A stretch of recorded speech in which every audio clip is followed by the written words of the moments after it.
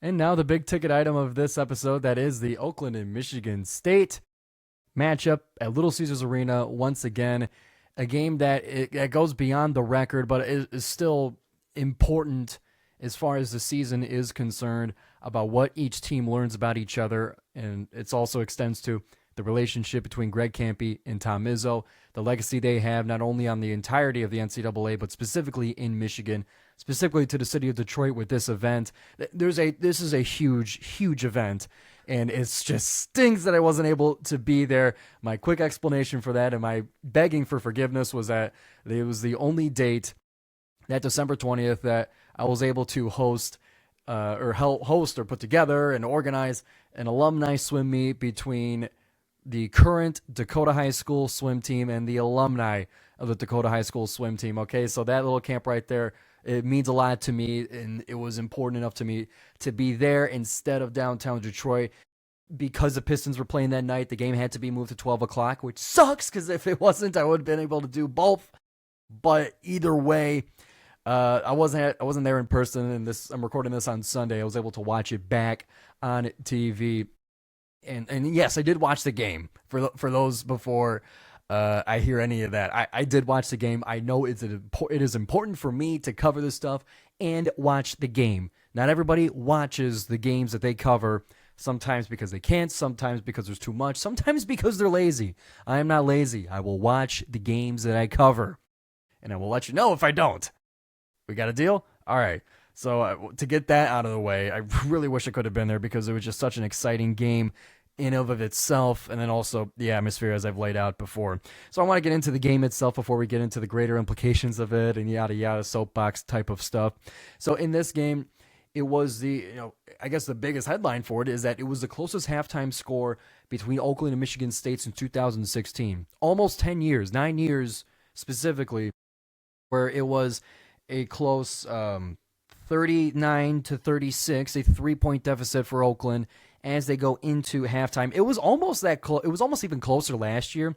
I remember there was a point where Oakland was leading 31 to 30 in that game, but some scoring at the very end of the first half would allow Michigan State to have a little bit of a bigger lead, and it didn't count for the record, et cetera, et cetera. But last year, Oakland even played them super close in the first half without Baru, because Baru tweaked his back right before that game. That was not the case in this one. Baru had a fantastic game in this one, but it was a game where in that first, and I'm going to focus a lot on the first half because that is where it's a little bit more of a level playing field. Izzo does take the opportunity to get a lot of his bench players some minutes into this game, and if you look at the stat sheet, you have about 10 players, I think all 11 players had time in this game. And so he rotates them in and out. It's not an entire bench lineup, but he'll filter them in, give them some opportunity. And that's where I find it better to analyze because that is still against higher competition. It's still, like, I think the bench of the Big Ten should still be better than the starting five of the Horizon League, just in the terms of the tiering of college basketball. But Oakland played extremely well in that first half to keep it that close. 8 ties and I believe 5 lead changes, or excuse me, 8 lead changes and 5 ties in that game. There would be another couple of ties in the second half as well, but that was where most of that kind of action went. Oakland did lead for 9.5 minutes in this game, and they would even get up to a 7-point lead at the 13:33 mark, where they led by 7. Michigan State, their biggest lead was 12 at the 15-minute mark of the second half, kind of coming right out of the gate of halftime. But still, Oakland was able to keep it within single digits against the top Big Ten team of this year, or at least, well, I'll put it this way: they were the champions of the Big Ten regular season last year, and things have changed a little bit, but Michigan State's still retaining much of that roster and still atop of the Big Ten, all things considered. Yes, Michigan is fantastic, but Michigan State is as well. And while we're on that subject, I'll come back to the game in a second. What a time for Michigan basketball. Michigan as a state. Not only do you have 2 of the best teams in the country in U of M and Michigan State, you also have Oakland in their own right, doing pretty well. Detroit Mercy is not complete dog water this year. They've actually improved greatly, which makes me very excited for those coming matchups between our squad and Mark Montgomery of Detroit Mercy. I'm excited for those.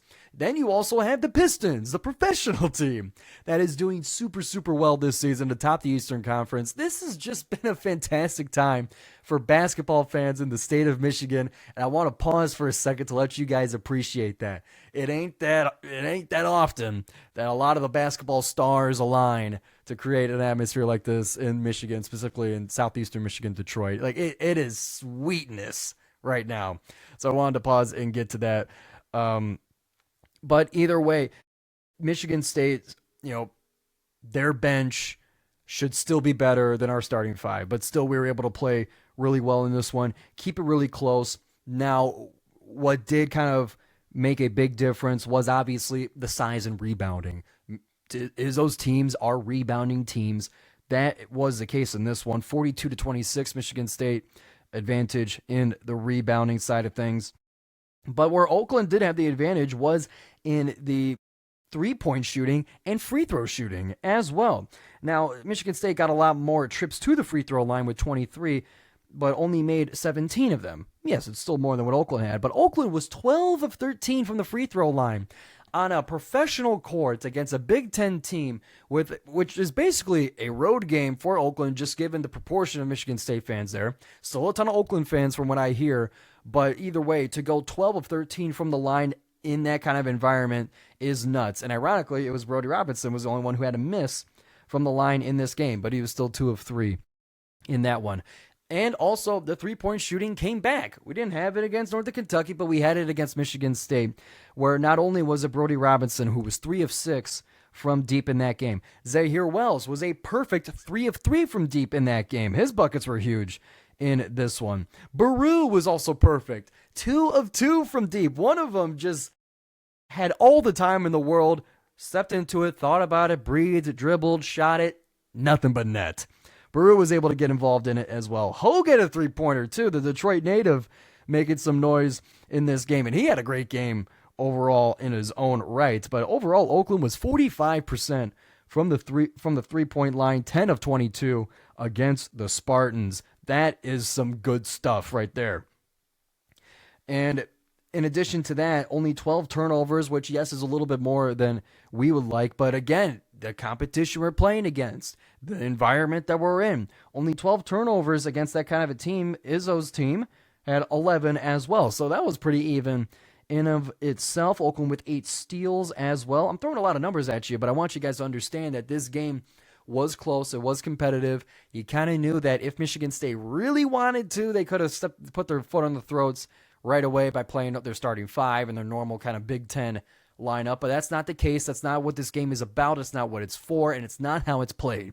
Both coaches understand that, and their relationship is such that they want to kind of keep it that way.